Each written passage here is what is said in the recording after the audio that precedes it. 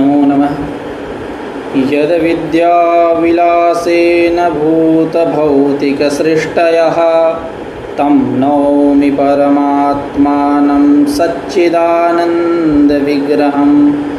यदन्तेवासि पञ्चास्यैः निरस्ताः भेदिवारणाः तं प्रणौमि नृसिंहाख्यं यतीन्द्रं परमं गुरुं। श्रीमद्वेङ्कटनाथाख्यान् वेलाङ्गुडिनिवासिनः जगद्गुरूनहं वन्दे सर्वतन्त्रप्रवर्तकान्। येन चिन्तामणौ टीकादशटीका विभञ्जिनी तर्कचूडामणिर्नामकृता विद्वन्मनोरमा। तेन बोधाय मन्दानां वेदान्तार्थावलम्बिनी धर्मराजाध्वरीन्द्रेण परिभाषा वितन्यते। आज पुनः एक बार हम लोग इस संस्कृतम भारतम नामक आमुख पटल समूह पर उपस्थित हुए हैं वेदांत परिभाषा की चर्चा के लिए। जैसा कि हम लोगों ने अभी तक प्रमाणों के विषय में चर्चा किया है, यानी वेदांताभिमत जो 6 प्रमाण है, प्रत्यक्ष, अनुमान, उपमान, आगम, अर्थापत्ति और अनुपलब्धि, इन 6 प्रमाणों के विषय में हम लोगों ने चर्चा किया। आज पुनः विषय परिच्छेद की चर्चा के लिए उपस्थित हुए हैं। इस चर्चा सत्र में आप सभी सुधीजनों का, दक्षों का, अनुजों का, मित्रों का हार्दिक स्वागत एवं अभिनंदन है। विषय परिच्छेद की चर्चा करते हैं वे जैसा कि अनुबंध चतुष्टय होता है वेदांत में। सर्वत्र अनुबंध चतुष्टय की परिकल्पना आचार्यों के द्वारा विहित है। अनुबंध चतुष्टय अधिकारी, विषय, संबंध और प्रयोजन। तो आप वेदांत सार से सुपरिचित होंगे ही। वेदांत सार में आचार्य सदानंद ने तत्तद चतुष्टयों का, अनुबंध चतुष्टयों का, यानी अधिकारी, विषय, संबंध, प्रयोजन, इन सब का विस्तृत चर्चा किया है। अब हम लोग विषय परिच्छेद पे आते हैं। तो विषय, वेदांत का विषय क्या है? तो वेदांत का विषय है जीव ब्रह्मैक्यम शुद्ध चैतन्यम प्रमेयम। यही वेदांत का विषय है। जीव ब्रह्म का ऐक्य, शुद्ध चैतन्य रूप जो ज्ञान है, इसको ही हम बोलते हैं वेदांत का विषय। यही वेदांत का विषय है, प्रतिपाद्य विषय है। और वेदांत का जो प्रयोजन है वो अनर्थ की निवृत्ति और निरतिशय ब्रह्मानंद की अवाप्ति। इसकी चर्चा हम लोग करेंगे प्रयोजन परिच्छेद में। तो अब यहाँ ग्रंथकार धर्मराजा ध्वरीन्द्र, या यदि हम दूसरे शब्दों में कहें तो वेदांत का जो विषय है उस अद्वितीय तत्व का प्रतिपादक जितने शास्त्र हैं, उस अद्वितीय तत्व के बोधक जितने शास्त्र हैं, कोई भी शास्त्र हो, न केवल उपनिषद ही अपितु जितने शास्त्र हैं, सब सारे शास्त्रों का वह विषय होना, उसमें विषयता जाना, यही वेदांत का विषय हो सकता है। अब यहाँ ग्रंथकार इस विषय परिच्छेद का प्रारंभ करते हुए कहते हैं, एवं निरूपितानां प्रमाणानां प्रामाण्यम द्विविधम। निरूपितानां प्रमाणानां प्रामाण्यम, जो निरूपित प्रमाण है पूर्व में, प्रत्यक्ष, अनुमान, उपमान, आगम, अर्थापत्ति, अनुपलब्धि, यह निरूपित जो प्रमाण है, इन प्रमाणों का प्रामाण्य, प्रामाण्य मतलब प्रमाणस्य भावम प्रामाण्यम, यानी उत्तरकालिक ज्ञानाबाध्यत्व रूपम, यानी उत्तरकालिक जो ज्ञान, उस ज्ञान से बाध न होना, और यथाभूतार्थ ज्ञान जनकत्व भी कह सकते हैं। मतलब प्रामाण्य मतलब प्रमात्व, तदवती तत्प्रकार का ज्ञान। यदि वेदांत के शब्दों में कहें तो अनधिगता, शुरू में प्रत्यक्ष परिच्छेद में ग्रंथकार ने कहा था परमात्मम नाम अनधिगता बाधित विषय ज्ञानत्वम, कहीं कहीं अनधिगता बाधित विषया, अनधिगता बाधितार्थ विषय ज्ञानत्वम, ऐसा अर्थ पद भी मिलता है। खैर, स्मृति व्यावृत्तम परमात्म, बस इतना। और जो लोग स्मृति को परमा मानते हैं उनके यहाँ अबाधित विषय ज्ञानत्वम ऐसा लक्षण होता है। तो वही प्रामाण्य यानी उत्तर ज्ञान, उत्तरकालिक ज्ञानाबाध्यत्व, उत्तरकालिक ज्ञान से जो अबाध्य है, बाधित नहीं है, ऐसा जो प्रमाणों का प्रामाण्य है, यह प्रामाण्य दो प्रकार का होता है। एक व्यवहारिक तत्वावेदकत्व रूप और दूसरा पारमार्थिक तत्वावेदकत्व रूप प्रामाण्य। व्यवहारिक तत्वावेदकत्व रूप प्रामाण्य क्या है? तो ब्रह्म स्वरूपावगाही जितने प्रमाण हैं उन प्रमाणों से व्यतिरिक्त जो सर्व प्रमाणम जितने प्रमाण है उनमें व्यवहारिक तत्वावेदकत्व रूप प्रामाण्य है। यदि दूसरे शब्दों में कहें तो जिनका व्यवहार दशा में बाध न होता हो उसमें व्यवहारिक तत्वावेदकत्व रूप प्रामाण्य रहता है। जैसे जब ग्रंथकार आदि में प्रारंभ में प्रत्यक्ष परिच्छेद के प्रारंभ में जब प्रमा का लक्षण करते हैं अनधिगता बाधित विषय ज्ञानत्वम, तो वहाँ एक पूर्व पक्ष होता है कि घटादेर ननु करके, ननु घटादेर मिथ्यात्वे बाधितत्वात् तज्ज्ञानम कथम प्रमाणम। घटाती तो मिथ्या है, अय मिथ्या रूप हैं, ब्रह्म ज्ञान से इनका बाध होता है, तो जब बाधित हो गए तो इसमें कैसे प्रामाण्य आता है? ऐसा पूर्व पक्ष हम लोगों ने प्रारंभ में किया था। पूर्व पक्ष ऐसा हुआ था कि आप जो मिथ्यात्वानुमान मानते हैं, ब्रह्म भिन्नम सर्वम मिथ्या ब्रह्म भिन्नत्वात् यदेवं तदेवं यथाशुक्ति रूप्यम, तो उससे घटपट मठ इत्यादि जितने प्रपंच है, नाम रूपात्मक जगत जो है, यह सब संपूर्ण बाधित है। तो घटपटादि भी बाधित है, जगत से बाहर, प्रपंच से बाहर तो है नहीं। तो बाधित होने के कारण कैसे वो प्रामाण्य उनमें आएगा? तो ग्रंथकार ने कहा था कि ब्रह्म साक्षात्कारानंतरम एव घटादीनाम बाधा, ब्रह्म साक्षात्कार के अनंतर ही घटादियों का बाध है, ब्रह्म साक्षात्कार के पहले घटादियों का बाध नहीं है। और ग्रंथकार ने यह भी कहा था कि यह जो प्रमा का लक्षण है अनधिगता बाधित विषय ज्ञानत्वम, वहाँ अबाधित पद से संसार दशायाम अबाधितत्व विवक्षितम, ऐसा संसार दशा में अबाधितत्व विवक्षित है, यानी संसार दशा में बाधित न होना। और घटपट मठ इत्यादि जो है यह संसार दशा में बाधित नहीं है। ब्रह्म, जब आपको ब्रह्म साक्षात्कार होगा, ब्रह्म का अपरोक्षानुभव होगा, तब जाकर के इनका बाध होगा। उसके पूर्व में इनमें अबाधितता ही है, अबाधितत्व ही है।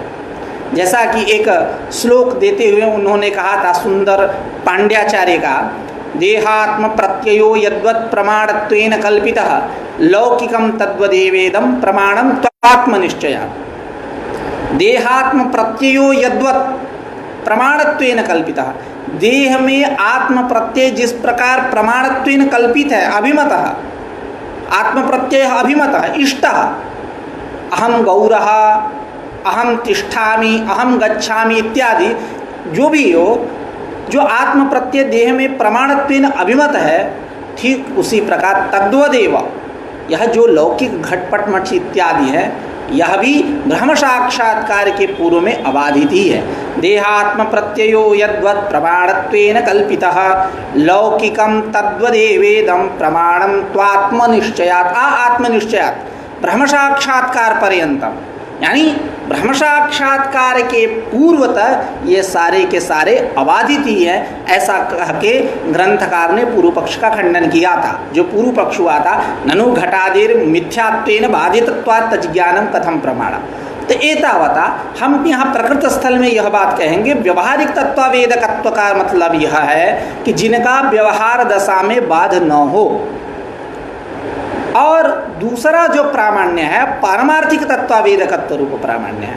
पारमार्थिक तत्वावेदकत्व रूप प्रामाण्य का मतलब जिनका तीनों काल में बाध न हो, जिनका जैसे जीव ब्रह्म का जो ऐक्य, यह जीव ब्रह्म का ऐक्य जो है, तत्परक जो जितने वाक्य हैं, सदैव सौम्य इदमग्रासित यहाँ से लेकर के तत्त्वमसि यहाँ तक जितने वाक्य हैं बीच में आए हुए सारे के सारे उस जीव ब्रह्म के ऐक्य परक हैं। इन सब में कैसा प्रामाण्य है? तो पारमार्थिक तत्वावेदकत्व रूप प्रामाण्य है। पारमार्थिक तत्वावेदकत्व रूप प्रामाण्य का मतलब इनका किसी काल में बाध नहीं होना। जिनका किसी काल में बाध न हो उनमें पारमार्थिक तत्वावेदकत्व रूप प्रामाण्य है। इसी बात को ग्रंथकार कह रहे हैं। एवं निरूपितानां प्रमाणानां प्रामाण्यम द्विविधम व्यवहारिक तत्वावेदकत्व आवेदकम मतलब बोधकम व्यवहारिक तत्वावेदकत्वम पारमार्थिक तत्वावेदकत्वम चेति तत्र तयोः मध्ये ब्रह्मस्वरूपावगाहि प्रमाण व्यतिरिक्तानां सर्वप्रमाणानां आद्यम प्रामाण्यम। ब्रह्मस्वरूपावगाहि प्रमाण व्यतिरिक्त जितने प्रमाण हैं सब में आद्य प्रामाण्य है, अर्थात व्यवहारिक तत्वावेदकत्व रूप प्रामाण्य है। तद्विषयाणां व्यवहार दशायां बाधाभावात् तद्विषयाणां यानी व्यवहारिक तत्वावेदकत्व रूप प्रामाण्य विषयाणां, इनके जो विषय हैं वह व्यवहार दशा में बाधाभावात् इनका बाध नहीं होता है। द्वितीयंतु जो द्वितीय है पारमार्थिक तत्वावेदकत्व रूप जो प्रामाण्य है यह कैसा है? जीव ब्रह्मैक्य पराणाम। कौन? तो सदैव सौम्येदमग्रासीत, जीव ब्रह्म के एकता पर जो श्रुति वाक्य हैं सदैव सौम्येदमग्रासीत यहाँ से लेकर के तत्त्वमसि इत्यन्तानां तत्त्वमसि पर्यंत तक जितने श्रुति वाक्य हैं जीव ब्रह्म की एकता पर जितने, सब में कैसा है? पारमार्थिक तत्वावेदकत्व रूप प्रामाण्य है। जीव ब्रह्मैक्य पराणां सदैव सौम्य इदमग्रासीत इत्यादीनां तत्त्वमसि इत्यन्तानां। क्योंकि तद्विषयस्य जीव परैक्यस्य कालत्रय अबाध्यत्वात् तद्विषयस्य यानी पारमार्थिक तत्वावेदकत्व रूप प्रामाण्य विषयस्य पारमार्थिक तत्वावेदकत्व रूप जो प्रामाण्य का विषय जीव ब्रह्म का एकता, और जीव ब्रह्म की एकता जो है कालत्रय अबाध्यत्वात् कालत्रय में उनका बाध नहीं होता है, इसलिए उसमें पारमार्थिक तत्वावेदकत्व रूप प्रामाण्य है। अब आगे ग्रंथकार कह रहे हैं कि तच्चैकम तत्वम पदार्थ ज्ञानाधीन ज्ञानमिति। यह जो तच्चैकम जीव ब्रह्मैक्यम, यह जीव ब्रह्म का जो ऐक्य है, यह ऐक्य कैसा है? तो कह रहा तत्वम पदार्थ ज्ञानाधीन ज्ञानम। तत्वम पदों के तत्वम तत्पद का क्या अर्थ है? त्वम पद का क्या अर्थ है? तत्वम पदों का जो अर्थक ज्ञान, उस अर्थक ज्ञान के अधीन यह ज्ञान है। कौन? तच्चैकम जीव ब्रह्मैक्यम। यह जीव ब्रह्मैक्य कैसा है? तो कह रहे हैं कि तत्वम जो पद, इन पदों का जो अर्थ परोक्षत्व विशिष्ट चैतन्य, परोक्षत्व विशिष्ट चैतन्य, या दूसरे शब्दों में कहे सर्वज्ञत्व विशिष्ट चैतन्य, अल्पज्ञत्व विशिष्ट चैतन्य, तत्वम पदों का जो अर्थ, उस तत्वम पदों के अर्थक ज्ञान के अधीन ज्ञान है जिसका, ऐसा वह जीव ब्रह्म का ऐक्य है। प्रथमम तत्पदार्थो लक्षण प्रमाणाभ्याम निरूप्यते। इसलिए पहले तत्पदार्थ का लक्षण और प्रमाण के द्वारा निरूपण ग्रंथकार के द्वारा किया जा रहा है। लक्षण का मतलब कहें तत्र तयोः मध्ये यानी लक्षण प्रमाणयोः मध्ये लक्षणम द्विविधम। लक्षण जो है दो प्रकार का, एक स्वरूप लक्षण और दूसरा तटस्थ लक्षण। स्वरूप लक्षण क्या है, तटस्थ लक्षण क्या है? तो स्वरूपमेव लक्षणम स्वरूप लक्षण।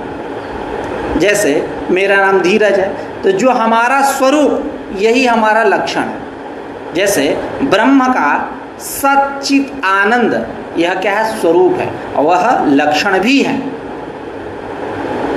ब्रह्म जो है सत्स्वरूप है, चित स्वरूप है, आनंद स्वरूप है। न तो सद्धर्मवान, चित धर्मवान, आनंद धर्मवान नहीं है। वो सत्स्वरूप है, चित स्वरूप है और आनंद स्वरूप है। यदि हम धर्मवान मानने लगे पारमार्थिक दृष्टया तो क्या होगा? अद्वैत भंग हो जाएगा। इसलिए यह ब्रह्म कैसा है? सत्स्वरूप है। सत यानी त्रिकालाबाध्यत्व, चित मतलब स्वप्रकाशकत्व, और आनंद मतलब दुखादि भावत्व रूप है यह ब्रह्म। ये ब्रह्म के स्वरूप हैं, सत स्वरूप है, वो चित स्वरूप है और आनंद स्वरूप है, यही उसका स्वरूप लक्षण है। अब उसमें तमाम श्रुति वाक्य प्रमाण मिलेंगे, सत्यम ज्ञानम अनंतम ब्रह्म, आनंदो ब्रह्मेति व्यजानात् इत्यादि तमाम श्रुति वाक्य जो हैं, व्यजानात् मतलब जानियात, ऐसा जानो, आनंदो ब्रह्मेति व्यजानात्, ब्रह्म को आनंद स्वरूप जानो, तो इत्यादि श्रुति वाक्य उस ब्रह्म के स्वरूप लक्षण में प्रमाण के रूप में लेंगे। अब यहाँ एक समस्या आती है कि यह ब्रह्म के स्वरूप हैं और ब्रह्म का लक्षण भी यही है, कैसे लक्ष्य लक्षणत्व व्यवहार होगा? जैसे गंधवत्वम पृथिव्याः लक्षणम, तो गंधवत्व जो है वो पृथ्वी का लक्षण है, पृथ्वी लक्ष्य, गंध उसका लक्षण। अब यहाँ लक्ष्य अलग है, लक्षण अलग है, लेकिन प्रकृत स्थल में जो ब्रह्म का स्वरूप लक्षण बतलाया जा रहा है कि ब्रह्म सत्स्वरूप है, चित स्वरूप है, आनंद स्वरूप है, ये ब्रह्म के स्वरूप हैं और ब्रह्म के स्वरूप लक्षण भी हैं, ये कैसे संभव होगा? लक्ष्य लक्षणत्व व्यवहार कैसे होगा? ऐसा यहाँ पूर्व पक्ष होता है। तो इस पूर्व पक्ष का समाधान करते हैं, कहते हैं कि यहाँ हम धर्म धर्मी भाव की कल्पना करके हम लक्ष्य लक्षणत्व व्यवहार कर लेंगे। धर्म धर्मी भाव की कल्पना करके पारमार्थिक रूप से नहीं, अपितु धर्म धर्मी भाव की कल्पना रूप से हम यहाँ लक्ष्य लक्षणत्व व्यवहार कर लेंगे, पारमार्थिक रूप से नहीं। कैसे? तो ब्रह्म को बनाएंगे हम धर्मी और सच्चित आनंद को बनाएंगे उसका धर्म। इस प्रकार धर्म धर्म भाव की कल्पना जब कर लेंगे तो लक्ष्य लक्षणत्व व्यवहार हो जाएगा, वो ब्रह्म हो जाएगा लक्ष्य और ये हो जाएंगे सच्चित आनंद उसके लक्ष्य। अब उसमें प्रमाण देते हैं ग्रंथकार कि आनंदो विषयानुभवो नित्यत्वं चेति संति धर्माः चैतन्यात् अपृथक्त्वेपि पृथगिव भासन्ते। आनंद, विषयानुभव, नित्यत्व, ये सारे के सारे धर्म जो हैं चैतन्य से अलग नहीं है, लेकिन पृथगिव भासन्ते, पृथक के समान प्रतीत होते हैं, अलग हैं ऐसा प्रतीत होते हैं। अर्थात धर्म धर्मी भाव कल्पना, चैतन्य से यह आनंद विषयानुभव नित्यत्व इत्यादि जो धर्म है यह अलग नहीं है, अपृथक्त्वेपि, लेकिन चैतन्यात् पृथक इव अवभासन्ते, अवभासन्ते, अवभास होता है इनका, पृथक है ऐसा, मतलब धर्म धर्मी भाव कल्पना। उसी प्रकार यहाँ प्रकृत स्थल में हम ब्रह्म को लक्ष्य कोटि में रखेंगे और सच्चित आनंद को लक्षण कोटि में रखेंगे। इस प्रकार धर्म धर्मी भाव की कल्पना करने से लक्ष्य लक्षणत्व व्यवहार हो जाएगा, यानी ब्रह्म धर्मी और यह सच्चित आनंद उसके धर्म। कल्पना प्रसूत है यह धर्मी धर्म भाव, वास्तविक पारमार्थिक दृष्टिया नहीं है। ब्रह्म तो निर्धर्मक है, साक्षी चेता केवलो निर्गुणश्च, वो निर्धर्मक है, उसमें कोई धर्म नहीं है। लेकिन हम लक्ष्य लक्षणत्व स्वरूप लक्षण को घटाने के लिए जो विप्रतिपत्ति सामने आई, उस विप्रतिपत्ति से बचने के लिए हम ऐसी कल्पना कर रहे हैं। कल्पना प्रसूत यह उत्तर है, ऐसा समझना चाहिए। इन तमाम बातों को ध्यान में रखते हुए ग्रंथकार कह रहे हैं कि तच्चैकम जीव ब्रह्मैक्यम तत्वम पदार्थ ज्ञानाधीन ज्ञानमिति। यह जीव ब्रह्म का जो ऐक्य है तत्वम पदों के अर्थ ज्ञान के अधीन ज्ञान है इनका। प्रथमम तत्पदार्थो लक्षण प्रमाणाभ्याम निरूप्यते, पहले तत्पदार्थ का लक्षण प्रमाण के द्वारा निरूपण कर रहे हैं। तत्र लक्षणम द्विविधम, स्वरूप लक्षणम तटस्थ लक्षणं चेति। तत्र स्वरूपमेव लक्षणम स्वरूप लक्षणम, यथा सत्यादिकम ब्रह्म स्वरूप लक्षणम, सच्चिदानंद यह ब्रह्म के स्वरूप लक्षण है। सत्यम ज्ञानम अनंतम ब्रह्म, आनंदो ब्रह्मेति व्यजानात्, वह ब्रह्म कैसा है? सत रूप है, ज्ञान रूप है, अनंत रूप है इत्यादि। आनंदो ब्रह्मेति व्यजानात्, उस ब्रह्म को आनंद रूप भी आप जानिए, व्यजानात् जानिए।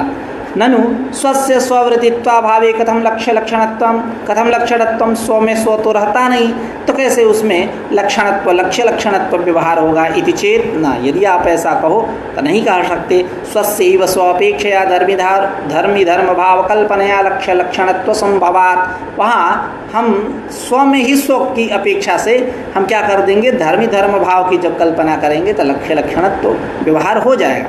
तदुक्तम, जैसा कि ग्रंथकार जैसा कि कहा गया है, आनंदो विषयानुभवो नित्यत्वं चेति संति धर्माः अपृथक्त्वेपि चैतन्यात् पृथगिव भासन्ते, यानी चैतन्य से यह पृथक नहीं है लेकिन पृथक इव अवभासन्ते, पृथक रूप से इनका अवभास होता है। उसी प्रकार यहाँ धर्मी धर्म भाव की कल्पना के द्वारा हम लक्ष्य लक्षणत्व व्यवहार कर लेंगे।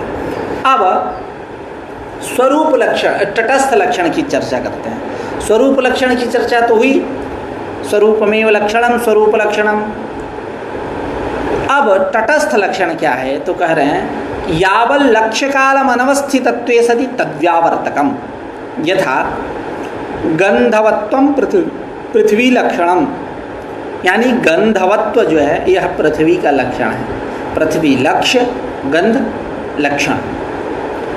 अब यावल लक्ष्य कालम अनवस्थितत्वे सति, अनवस्थितत्वे सति अविद्यमानत्वे सति परम तद्व्यावर्तकम, व्यावर्तक हो, जैसे गंधवत्वम पृथ्वी लक्षणम कहे।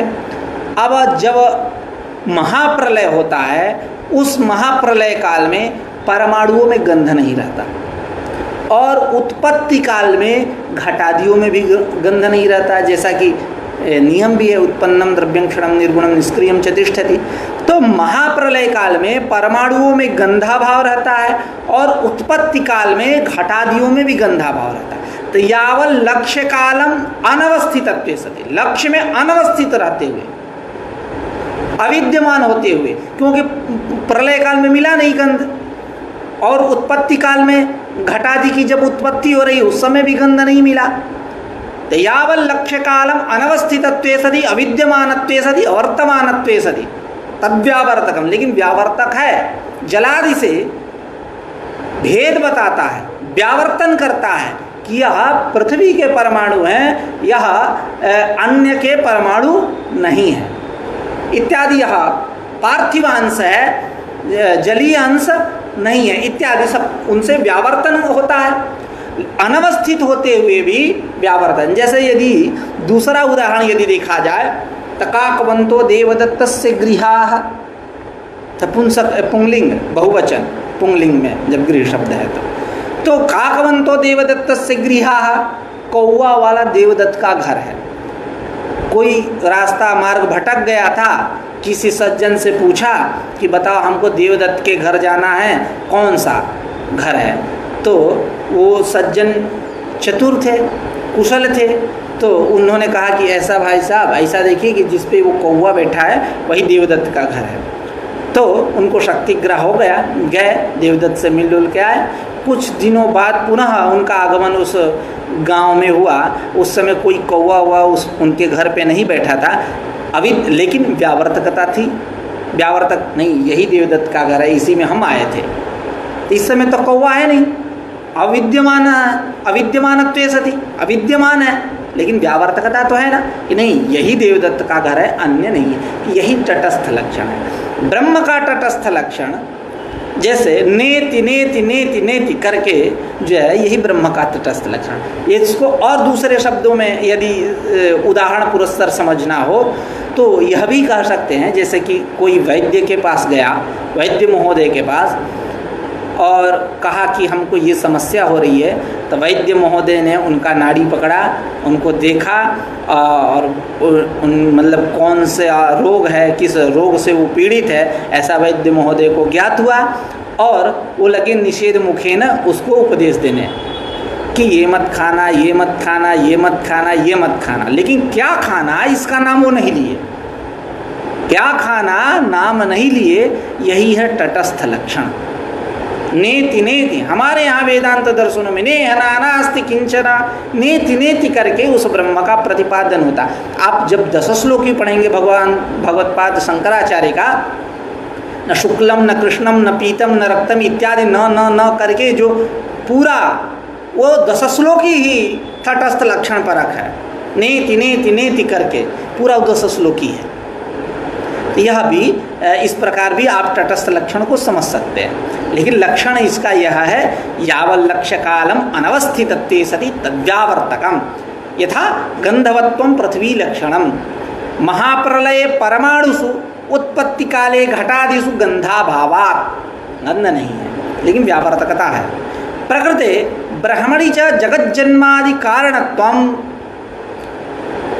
ब्रह्म में क्या है? जगत जन्मादि कारणता है। जगत जन्मादि कारणता मतलब जन्म मतलब उत्पत्ति, जगत पद मतलब कार्य, कार्य समूह, कार्य।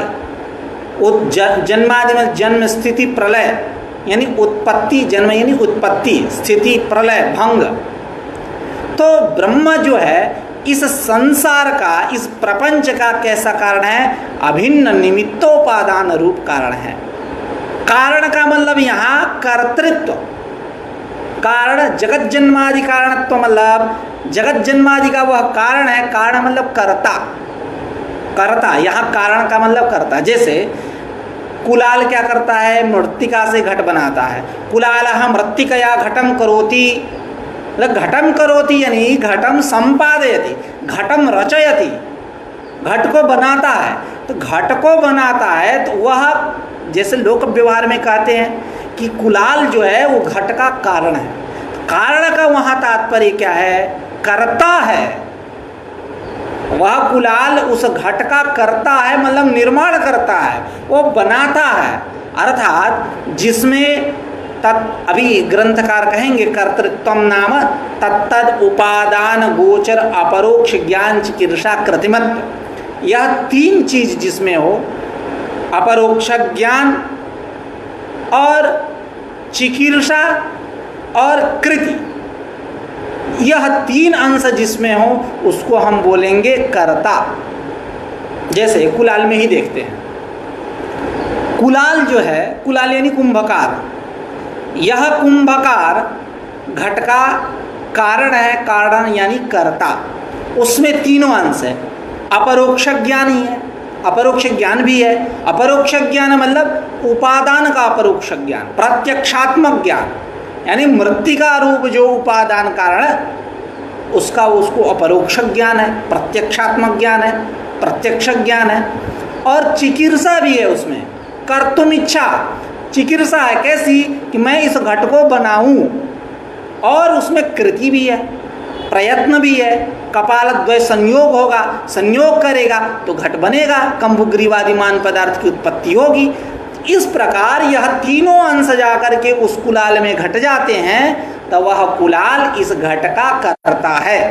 ठीक उसी प्रकार ब्रह्म में उपादान, तत्तद उपादान गोचर अपरोक्ष ज्ञान भी है, और उस ब्रह्म में चिकीर्षा भी है, और उस ब्रह्म में कृति भी है। अब कैसे पता चलेगा कि यह ब्रह्म तत्तद उपादानों का, उसमें अपरोक्ष ज्ञान है और उसमें चिकीर्षा है और उसमें कृति है? इसमें प्रमाण देते हैं। जैसे उसमें उपादान अपरोक्ष ज्ञान है, यानी यह सर्वज्ञ स सर्वविद यस्य ज्ञानमयं तपः, जो सर्वज्ञ है वही सर्वविद है। यह श्रुति ही प्रमाण है अपरोक्ष ज्ञान में। ब्रह्म में अपरोक्ष ज्ञान, कर्तृत्व का एक अंश, पहले अंश को लेकर रख रहे हैं वहाँ। कर्तृत्व का जो पहला अंश क्या? अपरोक्ष ज्ञान, वो ब्रह्म में है। यह सर्वज्ञ स सर्वविद, जो सर्वज्ञ है वही सर्वविद है। सर्वज्ञ मतलब सर्वम जानाति थी, सर्वविद मतलब जो सब कुछ जानता है। दोनों का अर्थ, लेकिन भेद है। भेद यही है कि सर्वज्ञ मतलब सामान्य न जानता है, और सर्वविद मतलब सर्जन है उसका, विशेष रूप से स्पेशलिस्ट है। मतलब एक होता है कि सब कुछ जानता है। जैसे आप लोग व्यवहार में देखिए, अब तो चाइनीज सारे ऐप भी बंद हो रहे हैं, चाइनीज आइटम भी बंद हो रहे हैं। लेकिन पहले के समय चाइनीज जो मोबाइल होती थी, अब तो उसके विकल्प में बढ़िया बढ़िया मोबाइल है, एप्पल है, सैमसंग है इत्यादि। तो पहले क्या था, उसने ही इस मतलब भारत में पदार्पण करके सबको मोबाइल दिला दिया, सबको मोबाइल दिला दिया। उसके मोबाइल में सारी व्यवस्थाएं होती थी, सारी व्यवस्थाएं होती थी। ऑडियो भी रहता था, वीडियो भी रहता था, ब्लूटूथ, शेयर टू साइड उस समय नहीं था, तो ये मतलब सारे प्रकल्प विकल्प सब थे, फेसबुक व्हाट्सएप इत्यादि जितने थे, मतलब सब कुछ उसमें मिल जाता। यही सर्वज्ञ है, मतलब सामान्य ना, मतलब एक ही दुकान पे जाइए और आलू भी ले लीजिए, भंटा भी ले लीजिए, मिर्चा भी ले लीजिए और टमाटर भी ले लीजिए, सब कुछ हो जाएगा। अभी और सब्जी मंडी में जाएंगे तो टमाटर की अलग मंडी लगी है, बैगन की अलग मंडी लगी है, आलू की अलग मंडी लगी है, मतलब थोक विक्रेता है। तो यही ऐसा आप सर्वज्ञ और सर्वविद का अर्थ लगा सकते हैं। मतलब सामान्य न जो जानता है उसको बोलते हैं सर्वज्ञ, मतलब सबको जानता है लेकिन सामान्य न सालिपुला करने आए। और सर्वविद मतलब विशेष रूप से सबको जानता है। तो यह सर्वज्ञ स सर्वविद, जो सर्वज्ञ है वही सर्वविद है। यस्य ज्ञानमयम तपः, और जिसका तप कैसा है, ज्ञान की प्रचुरता वाला, प्राचुर्यमय, ज्ञान की प्रचुरता वाला उसमें तप है। तस्मात् एतद् ब्रह्मनाम रूपम च जायते, उस ब्रह्म से, शुद्ध ब्रह्म से, नित्य शुद्ध बुद्ध मुक्त स्वभाव रूप जो ब्रह्म है, नित्य शुद्ध बुद्ध मुक्त स्वभाव रूप, यानी नित्य मतलब त्रिकालाबाध्यत्व, शुद्ध मतलब जो अविद्यादि दोषों से रहित हो, और मुक्त हो यानी मोक्ष स्वरूप, मोक्ष तद्रूप ही है वो ब्रह्म। इसीलिए प्रयोजन परिच्छेद की जब हम लोग चर्चा करेंगे तो उसमें कहेंगे निरतिशय सुख दो प्रकार का होता है, एक सातिशय और एक निरतिशय। सातिशय सुख यानी विषयानुसंग जनित ज्ञान, जैसे अभी ये मोबाइल है, एसी है, पंखा है इत्यादि जो है ये विषय हैं। अब इनसे जो उत्पन्न सुख है, इस सुख को हम बोलेंगे विषयानुसंग, विषय संपर्क में आने से आपको जो सुख मिलता है यह सातिशय सुख है। इस सातिशय इसका इसलिए नाम है कि इससे भी बढ़कर के सुख हो सकता है। सातिशय सुख विषयानुसंग जनित। और निरतिशय सुख कौन है, जो विषयानुसंग जनित न हो, जो ब्रह्म है उसी को हम बोलते हैं निरतिशय सुख। मतलब उसमें निर्गत अतिशय है यस्मात्, मतलब जिसमें कोई अतिशयता ही ना हो, जिससे बढ़कर के, जैसे आप सांख्य तत्व कौमुदी से परिचित होंगे, सांख्य कारिका से परिचित होंगे, तो उसमें अविशुद्धि क्षयातिशय युक्त, अतिशय युक्त कहते हैं। तो अतिशय युक्त, जैसे आपको स्वराज्य की कामना है तो ज्योतिष्टोमादि याग करिए, स्वर्ग की कामना है तो ज्योतिष्टोम नामक याग करिए, ज्योतिष्टोमेन यजेत स्वर्ग कामः। और आपको स्वराज्य की कामना है तो वाजपेय करिए। एक से बढ़कर एक, शेर सवा शेर, ऐसा जो है उसको हम बोलते हैं सातिशय, मतलब एक से बढ़कर एक। लेकिन ब्रह्म ऐसा नहीं है, वो निरतिशय है। तो दो प्रकार का सुख, एक सातिशय और दूसरा निरतिशय। विषयानुसंग जनित जो सुख है उसको हम बोलते हैं सातिशय, और जो ब्रह्म है वह निरतिशय सुख है, उससे बढ़कर के कोई सुख नहीं। यही बात नचिकेता ने समझा और उस यमराज से कहा कि उस तत्व का हमें ज्ञान दीजिए, ये हाथी घोड़ा और यह सब अप्सराएं स्वर्ण मुद्राएं हमें नहीं चाहिए, क्योंकि उसको प्राप्त कर लेने पर कुछ बचता नहीं है और निरतिशय सुख है, उससे बढ़कर के किसी का सुख नहीं है। ये हाथी घोड़ा मुद्राएं इत्यादि सब तो सातिशय सुख वाले हैं, उससे बढ़कर के किसी का कोई सुख नहीं है। इसलिए वो नचिकेता ने इसी भावना से उस यमराज से कहा कि हमको उस तत्व का ज्ञान करा दो, हमें ये सब नहीं चाहिए। तो बात चल रही थी यह ब्रह्म कैसा है, नित्य शुद्ध बुद्ध मुक्त स्वभाव। तो मुक्त मोक्ष की का लक्षण करते हैं तो कहते हैं कि निरतिशय ब्रह्मानंदावाप्ति, यही जो निरतिशय ब्रह्मानंद है इसकी अवाप्ति प्राप्ति और अनर्थ की निवृत्ति, यही मोक्ष है। अर्थात तदरूप ब्रह्म की प्राप्ति हो जाना, यही क्या है, मोक्ष है। मतलब ब्रह्म रूप ही है, एक अलग स्वतंत्र कुछ नहीं है। तो इस प्रकार यस्य तस्मात् एतद् ब्रह्म रूपना तस्मात् एतद् ब्रह्म नाम रूपमन्नम च जायते।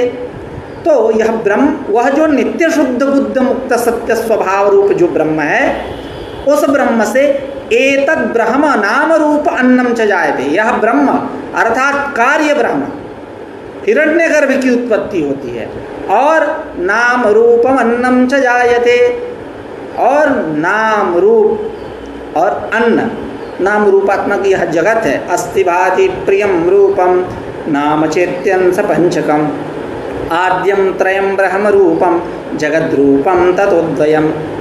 यह आगे ग्रंथकार चर्चा करेंगे। अस्ति भाति प्रिय यह ब्रह्म के रूप है, और नाम और रूप जो है यह जगत के रूप है। आद्यम त्रयम ब्रह्म रूपम जगद रूपम ततोद्वयम।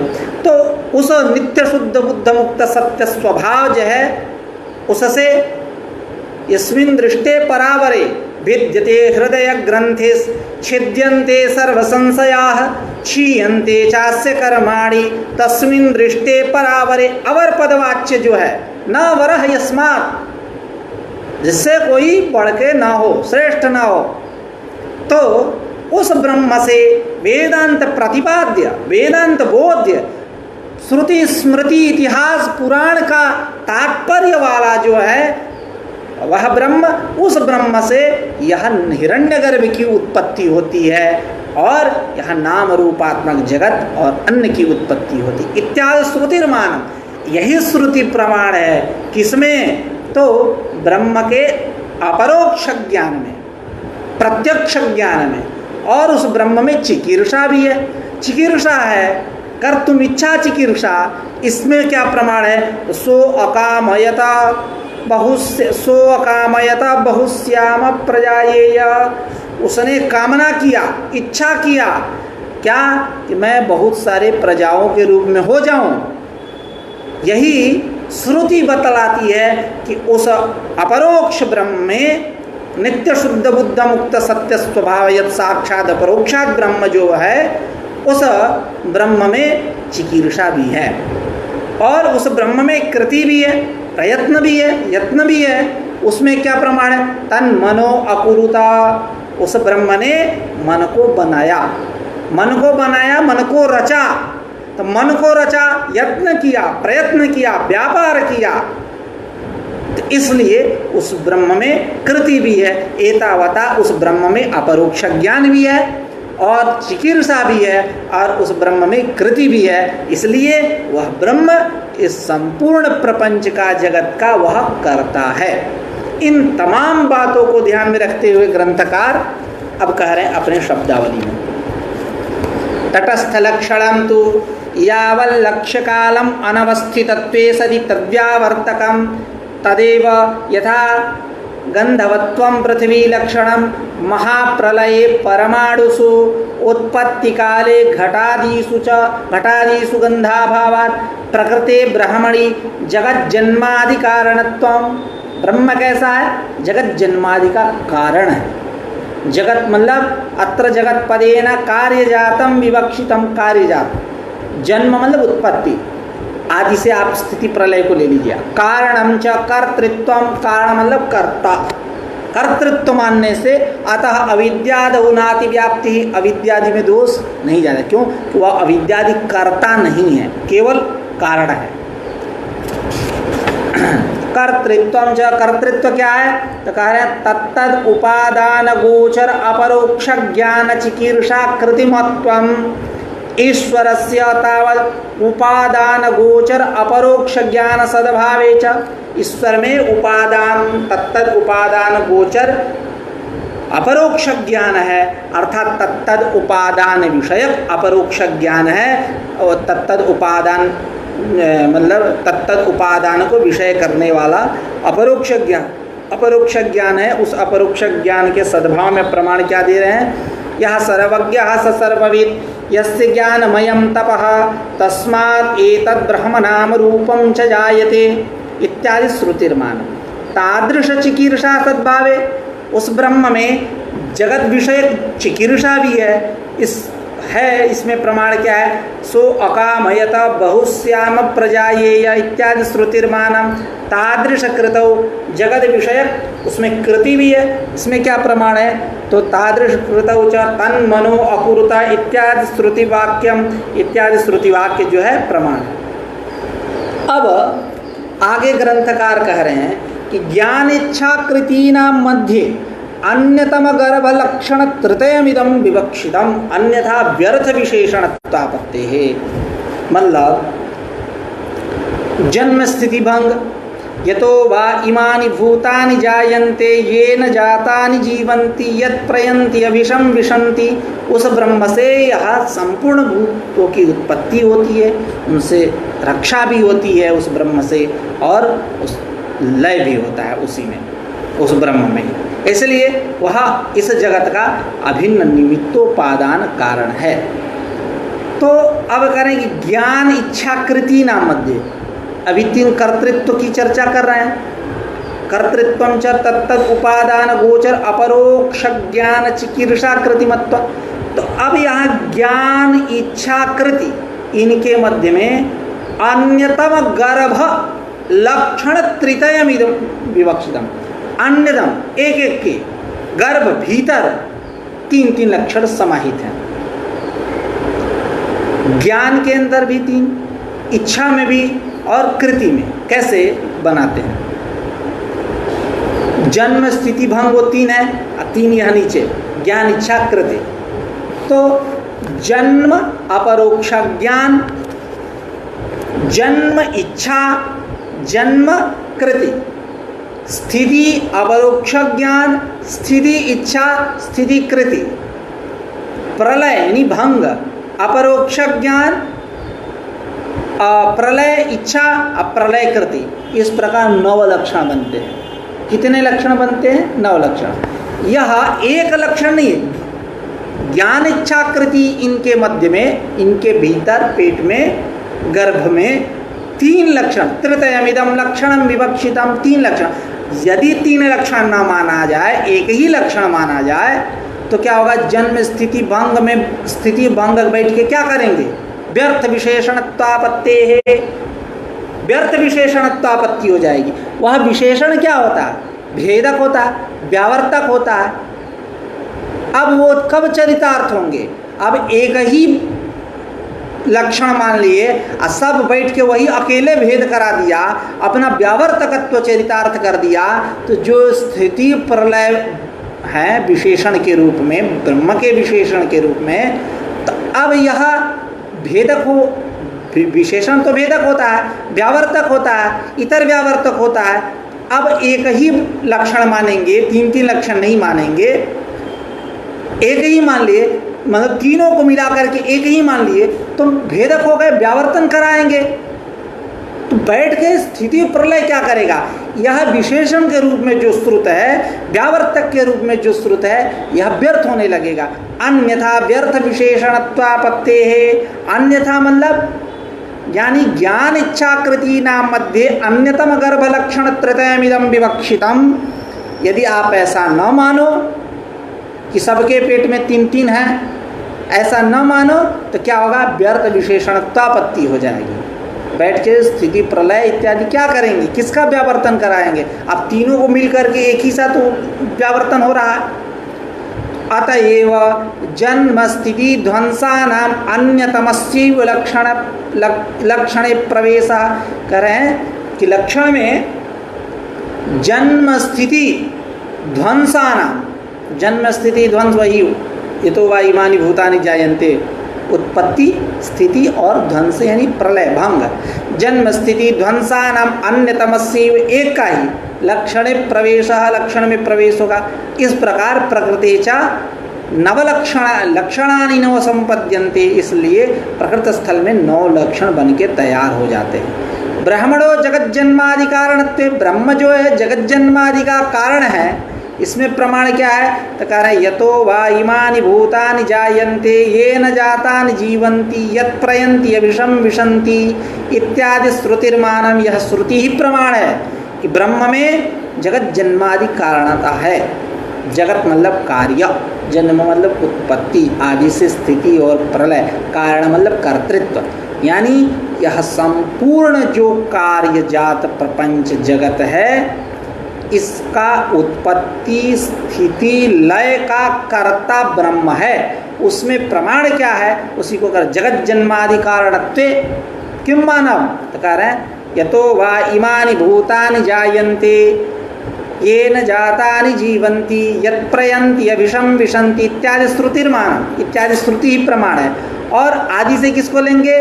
सर्वाणि वा इमानि भूतानि आकाशादेव समुत्पद्यन्ति इत्यादि श्रुतियों को, ये सारे जो भूत हैं, यह सारे आकाश, इमानि सर्वाणि वा इमानि भूतानि आकाशादेव समुत्पद्यन्ते, आकाश से ही उत्पन्न होते हैं। वही तस्माद् वाये तस्माद् आत्मनः आकाशः सम्भूतः, आकाशाद् वायुः वायोः अग्नेः अग्नेः आपः अद्भ्यः पृथ्वी चोत्पद्यन्ते इत्यादि। या आदि से ले लेंगे आप, इसका प्रसंग आप देख लीजिएगा तो विस्तृत व्याख्या मिल जाएगी, क्योंकि इसमें थोड़ी सी हमको अरुचि दिख रही है। खैर, जब सारे आकाश से ही उत्पन्न होंगे तो आकाश से किससे उत्पन्न होगा? आकाश तो आत्मा से होता है। तो सर्वाणि वा इमानी भूतानी, तो भूतानी से आप चार को ही कैसे पकड़ सकते हो? भूतानी से तो पांचों आएंगे। और आकाशादेव समुत्पद्यन्ते, आकाश से उत्पन्न होते हैं। तो ये बात तो ठीक है कि सारे आकाश से उत्पन्न होते हैं, लेकिन आकाश ब्रह्म से उत्पन्न होता है। तो इमानी भूतानी से आप चार का ही ग्रहण कैसे करेंगे? इस प्रकार अरुचि है, आप वहाँ का विशेष स्थल देख सकते हैं। यद्वा निखिल जगत उपादानत्वं ब्रह्मणो लक्षणम, ब्रह्म का लक्षण करते हुए कह रहे हैं कि जो निखिल जगत का उपादान कारण है, संपूर्ण जगत का प्रपंच का जो उपादान कारण है, उसको हम बोलते हैं ब्रह्म। यह उपादानता कैसी है? तो कह रहे हैं जगदध्यासाधिष्ठानत्व रूपम, जगदध्यासाधिष्ठान, जगत रूप जो भ्रम, उसका अधिष्ठान जो है वही है उपादान। तो कौन मिलेगा? ब्रह्म। तो अस्मन् मते सर्वस्यापि कार्यस्य सोपादान अविद्या अधिष्ठान आश्रितत्व नियमात्, ऐसा नियम है। तो जगदध्यासाधिष्ठानत्व रूप जो है, जगदध्यास, जगत का जो अध्यास, किसमें? जगदध्यास मतलब जगत रूप जो भ्रम, अध्यास मतलब वही भ्रम। अतस्मिन् तद्बुद्धि स्मृति रूप परत्र पूर्व दृष्टा भाषा। तो जगदध्यास का जो अधिष्ठान है, चैतन्य ब्रह्म, वही उपादान कारण। एतादृशम एव उपादानत्वम अभिप्रेत्य इदं सर्वं यदयमात्मा सच्च त्यच्चा भवत् बहुस्याम प्रजायेय इत्यादि श्रुतिषु ब्रह्म प्रपंचयोः तादात्म्य व्यपदेशः। कह रहे हैं इस प्रकार का जो उपादानत्व है, जगदध्यासाधिष्ठानत्व रूप जो उपादानत्व है, उसी उपादानत्व को लेकर के मन में रख करके, उसको आधार बना करके ग्रंथकार तैत्तिरीय उपनिषद में कहा गया, इदम सर्वम यदयमात्मा, यह सब कुछ जो दिखाई दे रहा है वह सब कुछ यदयमात्मा, यह आत्मा ही है। सर्वम खल्विदम ब्रह्म, यह भी, यह संपूर्ण जो दिखाई दे रहा है, इदम नाम रूपात्मकम यज्जगत पुरोवर्ती दृश्यमानम अस्माभिः दरिदृश्यते यज्जगत तज्जगत कीदृशम ब्रह्मात्मकम, ब्रह्मात्मकम इति अस्माभिः जरिगृह्यते। तो एतादृशम एव उपादानत्वम अभिप्रेत्य, कैसा? तो उपादानत्वं च जगदध्यासाधिष्ठानत्व रूपम, इस प्रकार के उपादानत्व को मान करके ही इदम सर्वम यदयमात्मा सच्च त्यच्चा भवत्, यह संपूर्ण कुछ जो दिखाई दे रहा है, यह सब आत्मा ही है। सच्च त्यच्चा भवत्, वह आत्मा ही मूर्त और अमूर्त है। बहुश्याम प्रजायेय, मैं बहुत सारे प्रजाओं के रूप में हो जाऊं। इत्यादि श्रुतिषु, इत्यादि श्रुतियों में ब्रह्म प्रपंचयोः तादात्म्य व्यपदेशः, इस तादात्म्य का व्यपदेश कब होगा? जब इस प्रकार के हम उपादानत्व को स्वीकार करेंगे। किस प्रकार के? तो जगदध्यासाधिष्ठानत्व रूप उपादानत्व को, कि संपूर्ण जगत रूप जो भ्रम है, जगत रूप जो अध्यास है उस अध्यास का अधिष्ठान वह ब्रह्म है, तभी तादात्म्य व्यपदेश संभव होगा, अन्यथा नहीं। और आप कह रहे हैं कि घटः सन घटो भाति घटः इष्ट इत्यादि लौकिक व्यपदेशोपि सच्चिदानंद रूप ब्रह्मैक्याध्यासात्। अब एक बहुत ही रोचक और प्रसिद्ध प्रश्न के तरफ चल रहे हैं ग्रंथकार। बहुत ही मतलब प्रायः करके यह प्रश्न पूछा जाता है। यहाँ जैसे व्यवहार होता है घटः इष्टः, घट इष्ट है, घटः भाति, घटः भाति यानी घटः प्रतीयते, घट प्रतीत हो रहा है। और घटः सन मतलब घट है, घटः सन घटः भाति घटो भाति घटः इष्टः इत्यादि, मतलब अस्तिता भातिता और प्रियता ब्रह्म के रूप है। अस्ति भाति प्रियम रूपम नाम चेत्यंस पंचकम आद्यम त्रयम ब्रह्म रूपम जगद रूपम ततोद्वयम। तो घट की अस्तिता, विद्यमानता, वर्तमानता और भातिता मतलब उसकी जो भाति प्रतीयते जो प्रतीति है, और घटः इष्टः, घटः इष्टः घट की जो प्रियता, यह लौकिक व्यपदेश जो है यह कब होगा?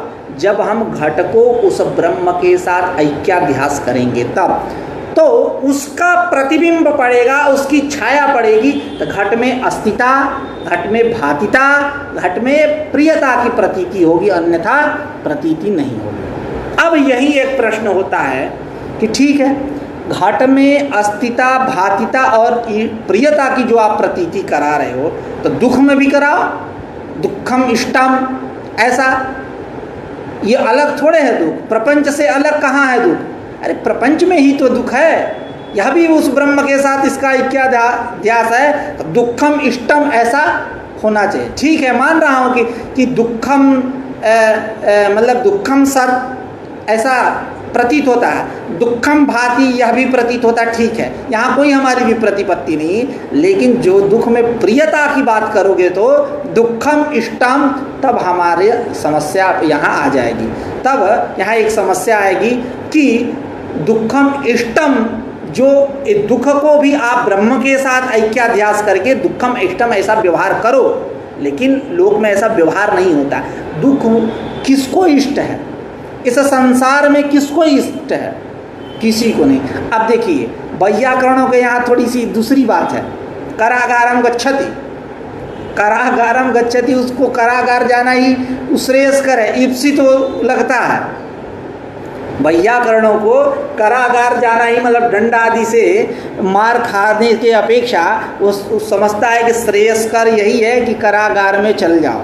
ईप्सिततम पद का लक्ष्य करते हैं। प्रकृत धातु पद प्रधानी भूत व्यापार प्रयोज्य प्रकृत धात्वर्थ फलाश्रयत्वेन उद्देश्यत्वम, फिर उद्देश्यत्वम वहाँ काशीम गच्छति चैत्रः, चैत्रः काशीम गच्छति न तो प्रयागम, प्रयाग की कैसे कर्म संज्ञा होगी? तो वहाँ कहते हैं कि योग्यता में ले जाओ, योग्यता तो है प्रयाग जाने की, तो लक्षण बनेगा प्रकृत धातु पाद प्रधानी भूत व्यापार प्रयोज्य प्रकृत धात्वर्थ फलाश्रयत्वेन योग्यता, फलाश्रयत्वेन योग्यताशाली कर्म, ऐसा करके वहाँ बना देते हैं। खैर वही बात चलती है ये करागारम गच्छति की। तो करागारम गच्छति, करागार में जाना उनको इष्ट है, उनको इष्ट है इसलिए कि वो डंडा आदि से मार करके विपक्षी बल भर लीद निकाल न ले, इसलिए बढ़िया है कि जाकर करागार में हाजिरी दे दो अपनी, करागार चले जाओ, नहीं तो खैर उनके यहाँ जो इष्ट की बात है तो वो दूसरी बात है, उस बात की नहीं आ रही है। वो मतलब किंचित क्षण के लिए उनको इष्ट, फिर बाद में वो करागार किसको इष्ट होगा? किसी को नहीं होगा। वो मतलब उनको ईप्सिततम बताना है तो ऐसा इष्टत्व व्यवहार कर लेते हैं, ईप्सितमत्व व्यवहार कर लेते हैं। लेकिन यहाँ सार्वकालिक इष्टत्व की बात हो रही है, प्रियता की बात हो रही है कि दुखम इष्टम, दुख इष्ट है। तो ऐसा कौन संसार में व्यक्ति है जिसको दुख इष्ट हो? दुनिया में ऐसा कौन ऐसा व्यक्ति है जिसको दुख इष्ट हो? नहीं है किसी को इष्ट। तो इसको भी ले जा करके उस ब्रह्म में ऐक्याध्यास करके इष्टत्व व्यवहार करना चाहिए। जैसे आप घट में दुख में अस्तिता का, भातिता का व्यवहार करते हो, उसी प्रकार इष्टता का, प्रियता का भी व्यवहार करो। दुखम इष्टम। ऐसा व्यवहार होना चाहिए। तो इसका समाधान देते हैं कि आरोपे तो निमित्तानुसरणम न तो निमित्तम अस्ति इति आरोपः। आरोप में निमित्त का अनुसरण होता है, ये नहीं कि निमित्त है इसलिए हम आरोप कर दें। आरोप में निमित्त का अनुसरण होता है, इसका मतलब ये नहीं नियम है कि निमित्त बैठा है इसलिए हम बैठ के आरोप करते रहेंगे। कभी कभी गांव देहात में ऐसा होता है कि सरकार बैठे हैं तो पूरा गांव के लोग एकदम इकट्ठा हो जाते हैं, बैठे हैं जिनको कोई काम नहीं है उनसे, तब पर भी 10 वर्ष बाद काम है, 5 वर्ष बाद काम है, लेकिन करा लो, ऐसा कर लेते हैं। अरे बैठे ही हैं, फिर बाद में कब आएंगे कब नहीं आएंगे, काम कराते जाओ। तो ऐसा तो यहाँ ये शास्त्रीय व्यवहार नहीं है। तो करें आरोपे तो निमित्तानुसरणम न तो निमित्तम अस्ति इति आरोपः। आरोप में निमित्त का अनुसरण होता है, ये नहीं कि निमित्त है इसलिए आरोप होता रहेगा। मतलब अब यहाँ आते हैं प्रकृत स्तर में, क्या आरोप है क्या निमित्त है, इसको हम समझते हैं। तो आपने कहा कि घटः दुःखम सत् दुःखम भाति, इसके समान दुःखम इष्टम ऐसा भी व्यवहार होना चाहिए। तो इसका समाधान दिए आरोपे तो निमित्तानुसरणम न तो निमित्तम अस्ति इति आरोपः। अब यहाँ आरोप क्या है और निमित्त क्या है, तो इसको समझ। तन्निमित्त है वह उसका आनंदांश, ब्रह्म का कैसा है, सच्चिदानंद है।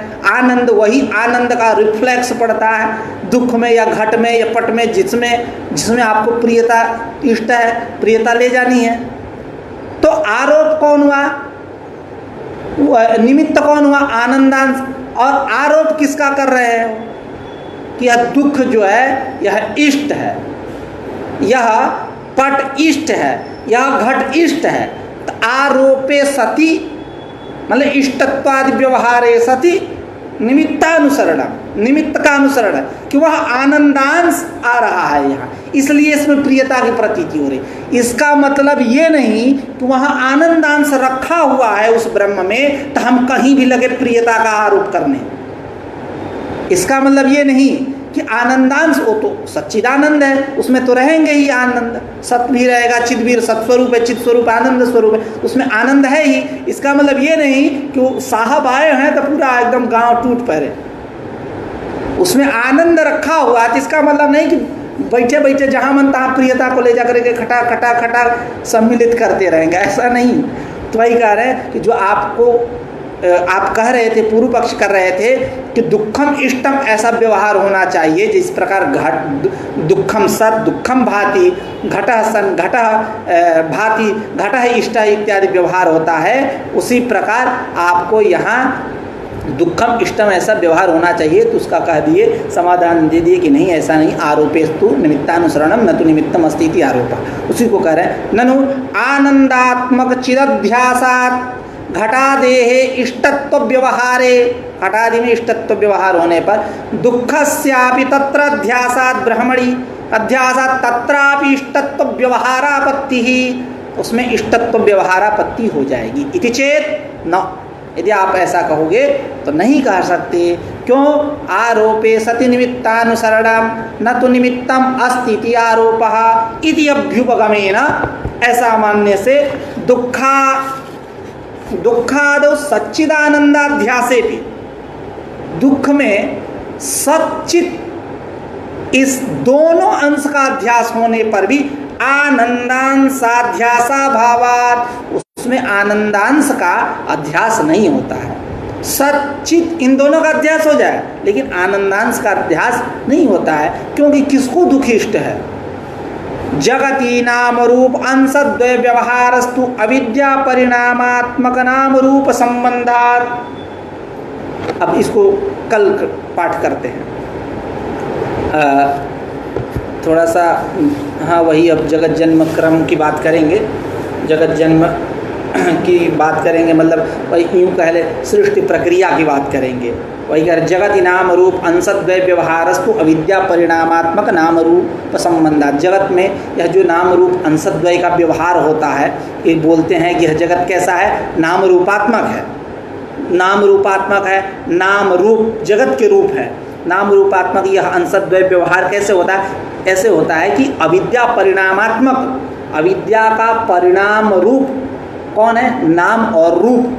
इसलिए अविद्या परिणामात्मक नाम रूप के साथ उस जगत का संबंध होने से उस जगत में नाम रूप इस अंशद्वय का व्यवहार होता है। उसी को कह रहे हैं कि जगति नाम रूप अंशद्वय व्यवहारस्तु, उस जगत में नाम रूप इस अंशद्वय का व्यवहार कैसे होता है? तो अविद्या परिणाम रूपात्मक जो नाम रूप है, इस नाम रूप के साथ संबंध होने से, किसका? जगत का संबंध होने से। तो इसी को है जगति नाम रूपं सद्वय व्यवहारस्तु अविद्या परिणामात्मक नाम रूप संबंधात् तदुक्तम अस्ति भाति प्रियम रूपम नाम चेत्यं सपंचकम आद्यम त्रयम ब्रह्म रूपम जगद रूपम ततोद्वयम। अस्तिता, अस्ति, भाति और प्रिय और रूप और नाम, ये इति अंश पंचकम, ये 5 अंश है जिसमें आद्यम त्रयम ब्रह्म रूपम शुरू के जो 3 हैं, और अस्थि, भाति और प्रिय ये ब्रह्म के रूप हैं। जगत रूपम तत्वद्वयम, जगत के 2 अवशिष्ट जो हैं वही रूप हैं। कौन? रूप और नाम। रूप और नाम, यह जगत रूपम तत्वद्वयम, ये जगत के रूप हैं। तत्वद्वयम मतलब 2 बाद वाले, कौन? रूप और नाम। अथ जगतो जन्मक्रमो निरूप्यते। अब जगत का जन्मक्रम, सृष्टि क्रम कल से हम लोग चर्चा करते हैं, इसकी विस्तृत चर्चा करेंगे। आज का पाठ यहीं रखते हैं, कल पुनः एक नई ऊर्जा से मिलते हैं। नमस्कार।